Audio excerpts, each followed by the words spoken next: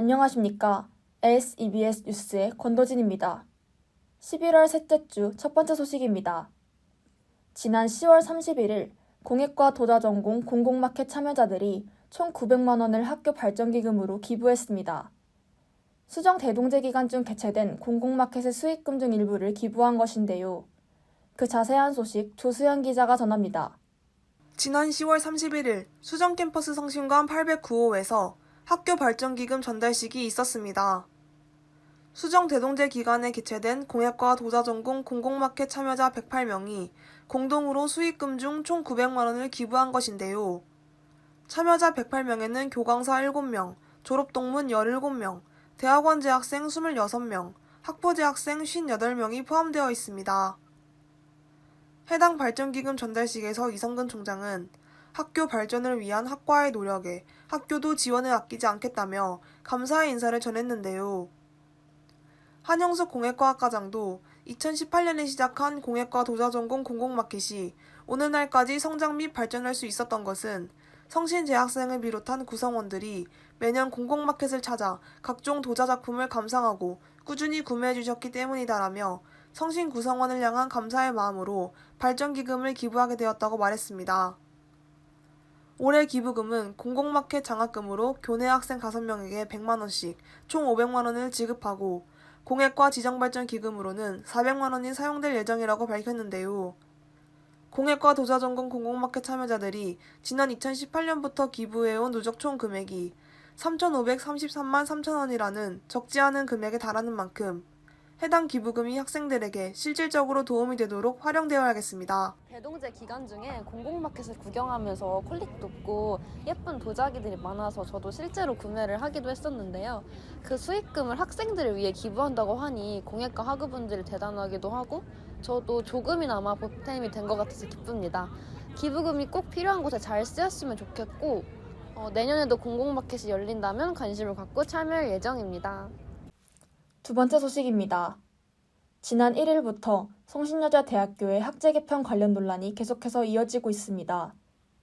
특히 학생들과 제대로 된 소통이 되지 않은 채 학교 본부 측이 일방적으로 개편을 진행하고 있다는 점에서 학우들의 불만이 토로되고 있는데요. 그 자세한 소식 조수연 기자가 전합니다. 지난 11월 1일 익명 커뮤니티 에브리타임에서는 법과대학 학제 개편 관련 글이 처음으로 게시되었습니다. 게시글을 올린 익명의 학우는 수업 시간 중 교수를 통해 법과대학 학제 개편한 소식을 알게 되었다고 밝혔는데요. 이 글을 시작으로 커뮤니티에서는 학제 개편 관련 논란이 불거졌습니다. 단과대학인 법과대학을 타 단과대학으로 통합시키겠다는 학교 본부 측의 안건이 문제가 되고 있는 것인데요. 이에 대해 법과대학 학생회 슬로우는 지난 6일 성명문을 공개했습니다.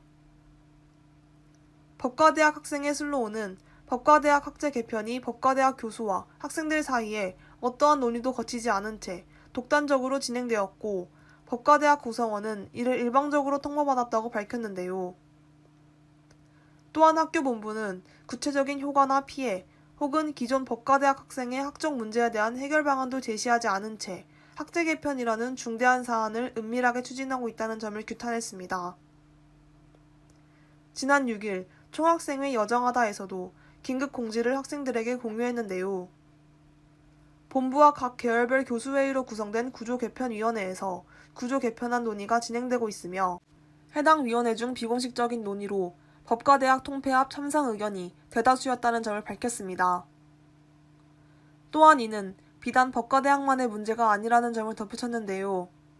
총학생회 여정하다는 해당 사안과 관련된 자세한 내용을 학생들에게 공유할 수 있도록 노력하겠다고 약속했습니다. 성신여대 법과대학이라는 단과대가 따로 있다는 점이 학교를 지원할 때 큰 요소로 작용했었는데 법대가 사라진다면 앞으로 여러 면에서 단점들이 있을 것 같습니다. 무엇보다 학교 본부와 소통이 잘 안 된다는 점이 답답한데 학생들도 관련이 있는 중대한 사안이니까 그 과정들을 자세하게 공개하면 좋겠습니다. 해당 사안과 관련하여 사회과학대 학생회 다채로이도 지난 6일 요구안을 공개했습니다. 학교 본부의 독단적인 소통과 통보 방식을 비판하고 성신여자대학교 일반학우의 학생 기본권리 보장을 위하여 총학생회 측에 5가지의 요구안을 제시한 것인데요. 사회과학대 학생회 다채로이는 학내 문제를 묵과하지 않고 적극적으로 행동하겠다고 표명했습니다. 성신여자대학교 학우들은 학교 본부 측이 학제 개편 과정을 투명하게 공개하고 구성원들과 소통하는 것을 절실하게 바라고 있는데요. 앞으로 성신여자대학교가 올바른 방향으로 나아갈 수 있도록 모두의 연대와 지지가 필요할 때입니다. SEBS 뉴스 조수연입니다. 오늘 SEBS 뉴스에서는 공익과 도자전공 공공마켓 참여자 수익금 기부와 학제 개편 관련 논란에 대해 다뤘습니다. 학교 발전을 위해 학교 구성원들이 수익금을 기부하는 소식이 있는 반면 학생들과 제대로 된 소통 없이 학제 개편안이 이루어지고 있다는 소식을 전해드리면서 만감이 교차하는데요. 민주적인 우리 대학을 위해 진실로 필요한 점이 무엇인지 생각하는 것이 중요하겠습니다. 그럼 11월 셋째 주 SEBS 뉴스 마칩니다. 시청해주신 여러분 고맙습니다.